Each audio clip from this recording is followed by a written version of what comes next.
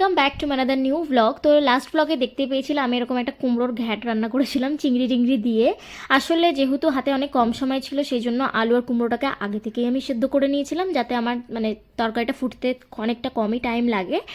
আর রান্না করে খাওয়া দাওয়ার পর এই দেখো এক বেসিন ভর্তি বাসনপাতি। তো খাওয়া দাওয়া তো হয়ে গেছে, কিন্তু খাওয়া দাওয়ার পরের যে পর্বটা থাকে সেটা হচ্ছে বাসন ধোয়া। এটা এত বিরক্তিকর একটা জিনিস, খেতে 2 সেকেন্ডও লাগে না, খাওয়ার পর আমি বুঝতে পারি এতগুলো বাসন কোথা থেকে হয়ে গেল। এখন বসে বসে মাজন এক বেসিন ভর্তি বাসন আর কি। আর আজকে কি খেলাম সেটা তোমাদের সঙ্গে শেয়ারই করলাম, দেখালাম। একা মানুষ কি আর বানাবো, আর ভালো মন্দ একার জন্য সেরকম খুব একটা বানাতে ইচ্ছে করে না, স্পেশালি উইকডেজগুলোতে তো একদমই করে না, কারণ সারাদিন আমি কি করলাম সে তো তোমরা ব্লগে দেখতেই পেলে। তো এরপরে সবচেয়ে বিরক্তিকর ব্যাপার হচ্ছে এখন বসে বসে আমাকে বাসনগুলো তাড়াতাড়ি করে ধুতে হবে। মাঝে মাঝে আমার নিজেকে মনে হয় আমি বাসন মাজে এতটাই প্রো হয়ে গেছি, কারণ বাড়িতে কোনো কাজের লোক থাকলে আমাকে বললো আমি গিয়ে পার্ট টাইমে বাসন মাজা, কাপড় ধোয়া, ঘর ঝাড় দেওয়া সব কাজ করে দেবো। बहुत अच्छा लगेगा। এই যে এই বাগানাপল্লী আমটা আগের দিন আমি বাজারে গিয়ে কিনে নিয়ে এসেছি, প্রায় ওই 1 কেজি 100 মতো কিনেছি। কালকেও আমি নিয়ে গেছিলাম অফিসে, আর আজকে ভাবছি আর একটা কেটে নিয়ে যাব, কিন্তু আমটা দেখে খুব একটা ভালো লাগছে না। আমটা কীরকম দাগ ফাগওয়ালা আছে, ছোটো ছোটো ফুটোও রয়েছে আমটার মধ্যে, জানি না এর মধ্যে পোকা টোকা থাকবে কি না। তো দেখি চলো কাটতে শুরু করি, দেখা যাক ভেতরে কি বেরোয়। আর আমের সিজনটায় পুরো আম আমি কিন্তু অফিস থেকে কিনেই খেয়েছি, আমাদের অফিসে আমের সিজনটাই স্পেশালি এরকম ছোটো ছোটো করে এক্সিবিশনের মতো বসে।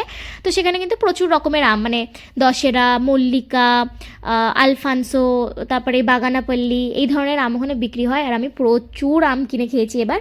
কিন্তু দেখো আমটা একদমই বাজে বেরিয়েছে গো, ভেতরটা ওরকম একটা সাইজে পুরো পোকা পোকা লেগে গেছে, আর একটা দিকটা ভালো আছে।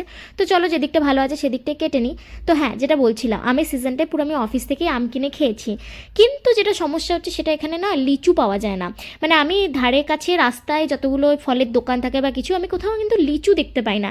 একমাত্র দেখলে আমি স্টারে গেছিলাম, সেখানে আমি দেখতে পেয়েছি। আর একটা জায়গায় দেখতে পেয়েছিলাম, সেটা হচ্ছে আমার বাড়ি থেকে অফিস যাওয়ার রাস্তায় একজন ফলওয়ালাই রাস্তার ধারে এরকম লিচু নিয়ে বসেছিল। আর অনেক দিন ধরে না আমি ওই লিচুটার উপর লোভ দিয়ে রেখেছিলাম, কারণ আমি সচরাচর দেখতে পাই না লিচু। তো আমি ভাবলাম একদিন যে বাড়ি যাওয়ার পথে নেব। তো আমি বাড়িতে তো যাতায়াত গাড়িতে করি, এর জন্য হট করে কোনো আমার তো পার্সোনাল গাড়ি নয়, ক্যাব ওলা উবের বা অফিসের ক্যাবে করি। তো ওরকম করে তো কাউকে আমি মাঝ রাস্তায় দাঁড় করাতে পারি না। তো একদিন কি মনে হলো, আমি র্যাপিডো করে যাচ্ছিলাম, আর মনে হলো যে আজকে তো আমি লিচু কিনেই ছাড়বো, সে যাই হয়ে যাক না কেন। তো সেই জন্য আমি সেদিনকে দাঁড়িয়ে লিচু কিনেছি। আর লিচুর এত দাম আমার শুনে দিমাগ ঘুরে গেছে। 450 টাকা কিলোতে আমি লিচু কিনেছি, ভাবতে পারছো? আমাদের ওদিকে বোধহয় কত হবে, হার্ডলি 200 হবে হয়তো লিচুর দাম।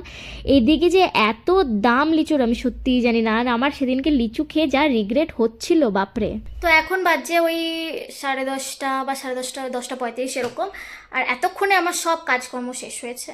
তো এবার আমি ঘুমোতে যাব, কারণ আমার কাল আবার আমাকে 5:30টায় উঠতে হবে, অফিস যেতে হবে। তো চলো আজকের মতো ব্লগটা আমি এখানেই শেষ করলাম, আর কালকে আবার তোমাদের সাথে আমার এই বোরিং ফেসটাকে নিয়ে আবার হাজির হয়ে যাব সকাল সকাল।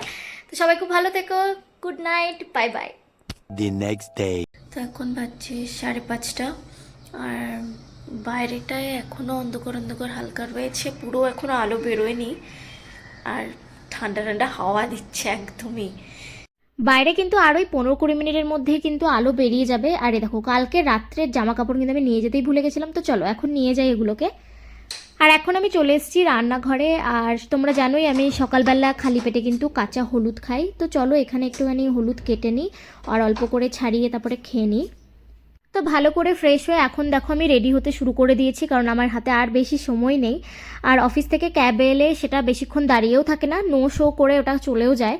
তো ওর জন্য আমি দেখো আইলাইনার কাজল লাগিয়ে নেওয়ার পর এখন কিন্তু একটু হ্যান্ড ক্রিম মেখে নিচ্ছি। আর এরপরে আমি ভাবছি যে আজকে আমি কি ঘড়িটা পরে যাব নাকি এমনিই যাব। তো তারপরে ভাবলাম যে না, এই ব্রেসলেটের মতো এটা আছে, এটাই পরে যাই। আর এখন চলো এবার বেরোই, কারণ আমাকে এখনই ক্যাবওয়ালা ফোন করলো যে আমরা চলে এসেছি টেম্পলের সামনে।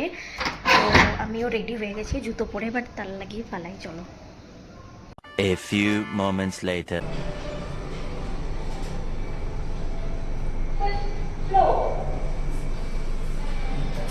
তো সকালবেলা অফিসে এলে মনে হয় যে আমি একা একটা ভূত ঘুরে বেড়াচ্ছি সারা ফ্লোরে। দেখতেই পাচ্ছ চারিদিকটা একদম কেউ নেই, একদম নিস্তব্ধ চুপচাপ। আর এই যে ব্যাগ ট্যাগ রেখে আমি একটু ওয়াশরুমে চলে এলাম, আর আজকে আমি এরকম করে রেডি হয়ে এসেছি অফিসে।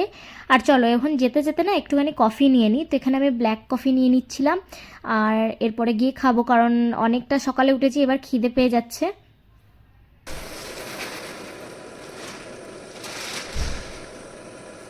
তো এদিকে কফি আর মুড়ি নিয়ে এখন আমি একটু বসে পড়েছি কিন্তু আমার কাজবাজ করতে। A few moments later. ঘড়িতে তো এখন প্রায় ওই 10টা 10:30 বাজছে, আর এখন আমি চলে এসেছি একটু ফল টল খেতে। আর তার সাথে অর্ডার দিয়েছিলাম হচ্ছে কোকোনাট ওয়াটার। তো এই দেখো আমার কোকোনাট ওয়াটার মানে নারকেলের জল আর ফল চলে এসছে। তো আমি ফল আর নারকেলের জল নিয়ে কিন্তু উপরে আমার ফ্লোরে চলে এসেছি, আর এখন একটু ফল খেতে খেতে কাজবাজ করে নেব। যেহেতু আমাদের সকাল সকাল শিফট থাকে, সেই জন্য কিন্তু আমাদের অনেক তাড়াতাড়ি খিদে পেয়ে যায়। ওর জন্যই কিন্তু আজকে 12:30 দেখো চলে এসেছি সবাই মিলে লাঞ্চ করতে। তো এদিকে দুপুরে লাঞ্চের পর আমার একটা মিটিং শুরু হয়ে গেছিলো, আর আমার এত বিরক্তি লাগছিলো যে আমি কি বলবো, আমার ভীষণ বিরক্তি লাগছিলো এখানে বসে থাকতে।